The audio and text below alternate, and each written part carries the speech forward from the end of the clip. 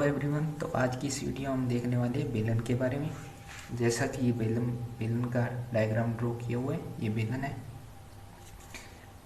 इसकी आधार की त्रिज्या r है और ऊंचाई कितनी है, h है। सबसे पहले हम बेलन का आयतन देखते हैं कि बेलन का आयतन क्या होता है। तो आयतन होता है बेसिकली कि किसी कोई भी कंपाउंड है या मतलब कि कोई भी कंटेनर है, उसके अंदर कितना वाटर आ सकता है।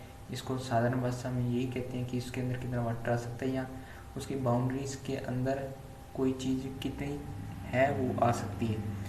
तो इसका हम देखेंगे। तो आधार का क्षेत्रफल, आधार का क्षेत्रफल इंटू ऊंचाई।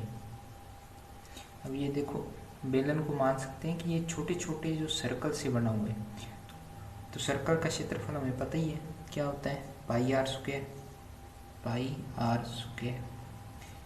और जो सर्कल की संख्या है यानी ऊंचाई है वो h है। आयतन हो गया पाई आर स्क्वायर h। अब हम देखते हैं इसका वक्र पृष्ठ का क्षेत्रफल, यानी इसके वक्र पृष्ठ का क्षेत्रफल क्या है। तो वक्र पृष्ठ होता है, वक्र पृष्ठ वो कहते हैं हम जो घुमावदार पृष्ठ होता है, यानी इसका जो बेलन है उसका जो घुमावदार पृष्ठ है उसका क्षेत्रफल। हमें पता है कि इसका आधार होगा वो ऐसा होगा। तो वृत्त की परिधि होती है 2 पाई आर, वृत्त की परिधि होगी 2 पाई आर। क्षेत्रफल हो गया परिधि इंटू ऊंचाई। परिधि है 2 पाई आर इंटू एच, और इसके ऊपर हम रखते जाएंगे, अगर सर्कल रखते जाएंगे, वृत्त रखते जाएंगे, ऐसे ये बड़ा होता जाएगा। यानी उससे हमने मान लिया कि एच सर्कल रखी है, तो उसका क्षेत्रफल हो गया 2 पाई आर एच। और अब आता है हमारे पास संपूर्ण पृष्ठीय क्षेत्रफल।